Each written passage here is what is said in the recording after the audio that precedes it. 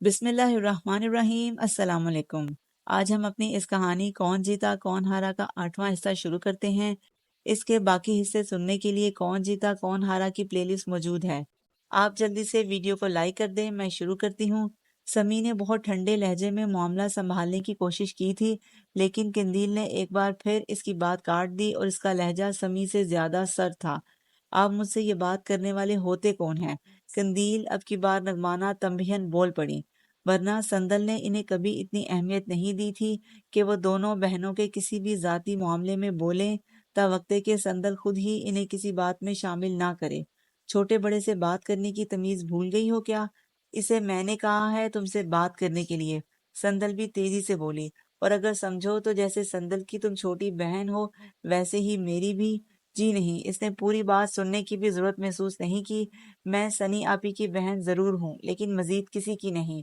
मुझे मुंह बोले बहन भाइयों के ढेर लगाने का कोई शौक नहीं। शटअप कंदील। आपी, मैं ठीक ही तो कह रही हूँ। वो एकदम उठकर खड़ी हो गई। और तुम खुद को देखो आपी, तुमको भी शर्म नहीं आई मुझसे ये बात करते हुए? खुद तो तुम हर हफ्ते इनको इस कदर पाबंदी से यहाँ बुलाती हो, बातें करती हो, और क्या पता बाहर भी मिलती हो। मुझ पर ये पाबंदियां क्यों? मैं कौन सा किसी से मिलती हूँ या घर बुलाती हूँ, और ये लगते क्या हैं मेरे या तुम्हारे जो इतने खलूस से मुझे जमाने की ऊंच नीच समझाने मेरे घर चले आए? कौन ये साहब तुम्हारे बॉयफ्रेंड? इसने बदतमीजी और बेहूदगी की हद कर दी। कंदील नगमाना की आवाज किसी चीख से मुशाबे थी। अगले ही लम्हे वो आगे बढ़ी और दाएं हाथ से इसके मुंह पर थप्पड़ दे मारा। आपने मुझे मारा इनके लिए? चंद लम्हों के लिए कमरे में सकूत छाया। कंदील जैसे बिफर सी गई। आप कौन होती हैं मुझ पर हाथ उठाने वाली? इसकी आवाज इस कदर बुलंद थी कि फट सी गई थी।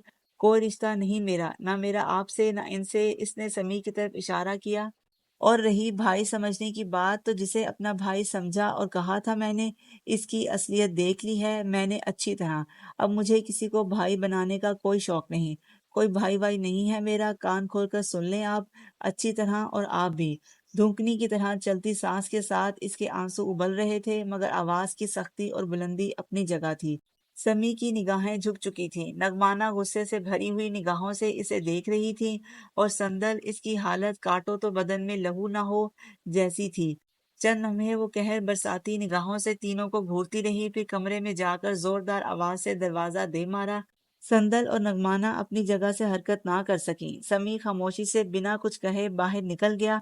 कहने के लिए मजीद अल्फाज बाकी बचे थे, न तीनों में से किसी एक में भी हिम्मत। पूरा हफ्ता गुजरा, वीकेंड आया और नहायत दबे पांव उदासी की चादर में लिपटा हुआ सर झुकाए गुजर गया। संदल इस हफ्ते में सिर्फ 2 दिन जरूरी काम के लिए यूनिवर्सिटी गई। कंदील अलबत्ता पाबंदी से कॉलेज जाती रही।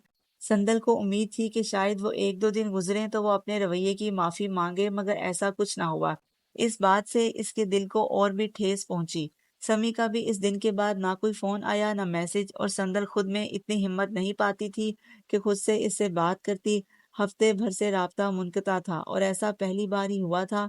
वो इसका सरासर कसूरवार कंदील को ठहराती थी, मगर कंदील को तो किसी की परवाह ही नहीं थी। दूसरी तरफ कंदील थी जो अपने तई ये सोचकर मुतमईन थी कि अच्छा हुआ इसने जल्द खुद ही ये बात वाज़िया कर दी कि अगर कोई इसे और समी को बहन भाई के हवाले से देखता भी है तो अपनी गलत फहमी दूर कर ले। वो जानबूझकर ये हिकमत अमली इख्तियार करके बैठी थी जो मुस्तकबिल में समी के हवाले से इसके लिए आसानी पैदा करे। गुजरते वक्त के साथ साथ समी को सोचते हुए इसके ख्यालात में पुख्तगी आती जा रही थी। इसे ये इत्मीनान भी था कि संदल को वह जब चाहेगी सॉरी करके फौरन मना लेगी, मगर इसने सोच रखा था कि साथ ही साथ समी के हवाले से अपने ख्यालात और पसंदीदगी भी अपनी बहन पर पूरी तरह वाजिया कर देगी। चूंकि संदल खुद भी समी में इंटरेस्टेड थी, लिहाजा इस तक किस तरह और किस अल्फाज में अपनी पसंदीदगी पहुंचाए कि संदल का दिल भले ही टूटे, मगर वो इसके हक में अपनी पसंद से दस्तबरदार हो जाए। और एक बार अगर संदल राजी हो जाती तो कंदील के लिए समी को हमवार करने की जिम्मेदारी वो अस खुद अपने सर ले लेती। इस बात का भी कंदील को बतर्जा अतम यकीन था। इसको संदल से बात करने में और इससे अपने गुज़श्ता रवैये की माफी मांगने में इसीलिए देर लग रही थी। इसने एक बार भी अपनी खुदगर्जी के बारे में गैर जानिबदार होकर नहीं सोचा था। ना इसे अपनी सोच पर शर्मिंदगी थी, ना बड़ी बहन से इस तरह की बात करने में कोई झिझक। भाई वो है ही इतना डैशिंग कि किसी भी लड़की को कभी भी पसंद आ सकता है। अब अगर इस पर मेरा दिल आ गया तो इसमें मेरा क्या कसूर?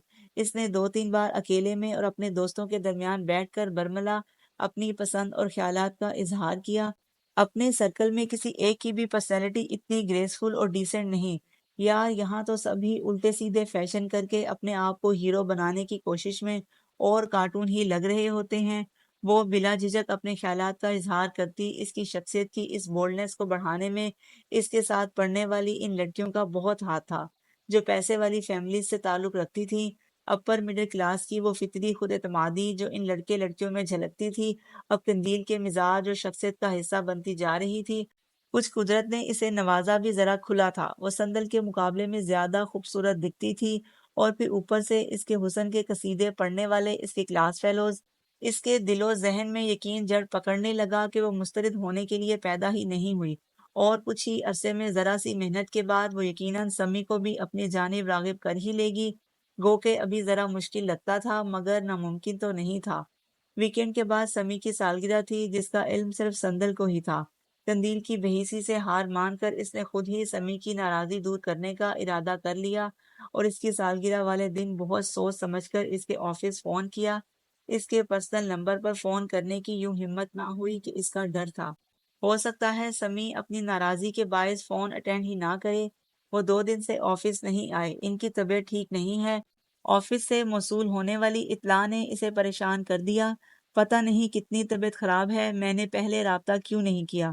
اف، اسے شرمندگی کے احساس نے نئے سرے سے گھیر لیا، اور شام سے ذرا پہلے وہ حسب معمول نغمانہ کو محض اطلاع دے کر اس کے گھر جانے کے ارادے سے نکلی۔ یہ پہلی بار تھا کہ وہ اس کے گھر جا رہی تھی۔ اس سے پہلے ہمیشہ سمی ہی ان کے گھر آتا تھا۔ اول تو وہ اسے بلاتا ہی نہ تھا، اور کبھی اپنی خواہش کا اظہار کیا بھی تو ساتھ ہی منع بھی کر دیا، کیونکہ اس کی والدہ اور بہن اس کے ماموں کے پاس اسلام آباد میں ہوتی تھیں۔ وہ پہلے تعلیم اور بعد میں بسلسلہ روزگار اکیلا ہی کراچی میں رہتا تھا۔ اس کا فلیٹ گھر سے زیادہ دور نہیں تھا۔ سندل کو ڈھونڈنے میں مشکل نہیں ہوئی۔ بے تحاشا دھڑکتے دل کے ساتھ اس نے کال بیل پر انگلی رکھی۔ ذرا دیر کے انتظار کے بعد ہی دروازہ کھل گیا۔ وہ سامنے ہی کھڑا تھا، حیران پریشان سا۔ سندل تم یہاں؟ پھر یہ حیرانی خوشی میں بدل گئی۔ وہ ایک دم ہی ایک طرف ہٹ گیا۔ آؤ آؤ اندر آؤ نا۔ سندل خواہ ہی ڈر رہی تھی۔ سمی کا انداز اتنا پرجوش اور والہانہ تھا کہ وہ جھیپ سی گئی، اور جب اس نے ہاتھ میں پکڑا کیک اور پھول اس کی طرف بڑھائے تو وہ ایک دم سے ہنس پڑا۔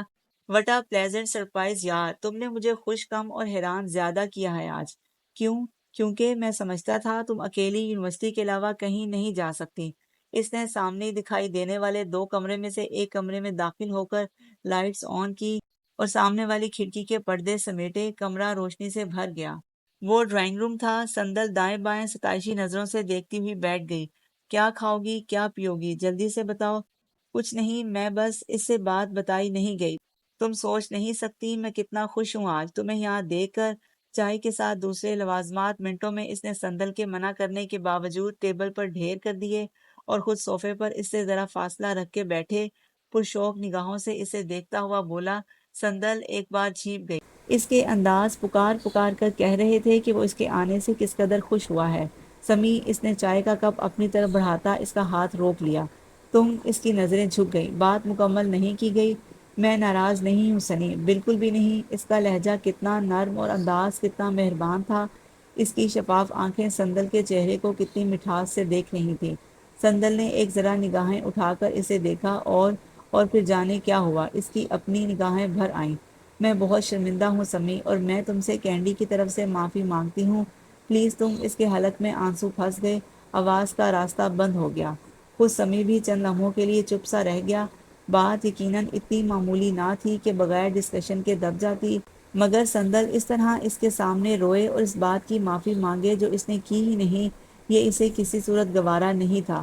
میں سوچ بھی نہیں سکتی تھی کہ قندیل کبھی اس طرح اپنی لمٹس کراس کرے گی۔ اگر مجھے ذرا بھی اندازہ ہوتا تو میں کبھی تمہیں اس سے بات کرنے کے لیے نہ کہتی۔ اس کا گلا رند کیا، اوپر سے وہ اپنی حرکت پر شرمندہ بھی نہیں۔ جو ہو گیا اسے بھول جاؤ، وہ ابھی بچی ہے، نادان ہے، سمجھ جائے گی۔ تم کیوں رو رہی ہو؟ تمہاری کوئی غلطی نہیں، اور اگر ہوتی بھی تب بھی میں تم سے ناراض ہونے کے بجائے اسی وقت بول کر بات کلیئر کر لیتا۔ تم جانتی تو ہو میں… پلیز سنی یار، بند کر دو نا۔ اس نے دونوں ہاتھوں سے سندل کا رویا رویا چہرہ اوپر کیا، اور دل اور ایمان ایک لمحے کے لیے ڈول ڈول گیا۔ سندل اس لمحے کتنی پرکشش لگ رہی تھی، کتنی معصوم اور کتنی اپنی اپنی۔ اس نے خود پر سے اختیار کھوتے ہوئے ہاتھوں کے پیالے میں اس کا چہرہ بھی لیا، نم چہرہ، کپ کپاتے لب اور جڑی جڑی پلکیں لرزتی کانپتی۔ سندل سندل مت رو۔ احساس کی بے اختیاری لفظوں اور لہجے میں سمٹی تو وہ روتے سے یکدم چونک اٹھی۔ اس نے ذرا کی ذرا نگاہ اٹھا کے اپنے قریب، بالکل قریب سمیع کو دیکھا۔ ایک لمحے کی بات تھی مگر وہ لمحہ اس کے ہاتھ سے پھسل گیا، اور جب تک وہ چھٹی حس کی خبرداری میں آتی، سمیع سے ایک بہت انجان غلطی ہو گئی۔ آئی love you Sandal, I love you so مچ۔ دھیمے گھمبیر لہجے میں بولتا وہ اتنے ہی دھیمے انداز میں جسارت کر گیا۔ سمیع، وہ بجلی کسی تیزی سے تڑپ کر اس سے دور جا کھڑی ہوئی۔ وہ بھی بنا کچھ کہے اٹھ کر کھڑا ہوا اور ایک دم اس کی طرف بڑھا۔ سندل کا سانس چڑھ گیا، آنکھیں باہر ابھر آئیں۔ آئی ایم سوری، میرا کوئی غلط ارادہ نہیں تھا، بس پتہ نہیں کیسے۔ صورتحال کی نزاکت نے فوراً ہی اسے اپنی غلطی کا احساس بھی دلا دیا۔ اس نے دونوں ہاتھ اٹھا کر جیسے سندل کو فوری طور پر خوف کے اس احساس سے نکالنا چاہا جو عدم تحفظ کی تصویر بن کر اس کے وجود پر چھا رہا تھا۔ سندل نے بے یقینی سے اسے دیکھا اور کپ کپاتے ہاتھوں سے اپنے چہرے پر پھوٹ نکلنے والا پسینہ صاف کیا، پھر اس کے بے حد نزدیک صوفے پر رکھے اپنے ہینڈ بیگ کو۔ سندل پلیز، مجھے غلط مت سمجھنا، میرا کوئی برا ارادہ نہیں، یہ بس پتہ نہیں کیسے۔ اس نے بات ادھوری چھوڑ کر اس کی نظروں کا تعاقب کیا، پھر اس کا ہینڈ بیگ اٹھا کر اس کی طرف بڑھا دیا۔ اس کی آدھی ادھوری بے ربط بات سنے بغیر اپنا بیگ جھپٹ کر وہ جیسے اٹھتی بیرونی دروازے سے باہر نکل گئی۔ آدھی ادھوری صفائی سمیع کے لبوں تلے دبی رہ گئی۔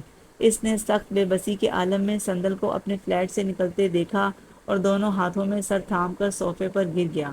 رات آدھی سے زیادہ بیت چکی تھی مگر اس کی آنکھوں میں دور دور تک نیند کا شائبہ نہیں تھا۔ آج کتنے دن کے بعد قندیل نے اس کی بکھری بکھری حالت کو بطور خاص نوٹ کر کے اس سے معافی مانگی تھی، مگر وہ جو پچھلے کئی دن سے اس اقدام کی توقع کر رہی تھی، اس وقت یوں تھی جیسے اسے نہ کچھ سنائی دے رہا ہو نہ دکھائی دے رہا ہو، بس خالی خالی نظریں اور خاموش سے لب۔ اس وقت بھی قندیل نے نیند میں سے اٹھ کر اس کی بے چینی دیکھی تو رہ نہیں سکی۔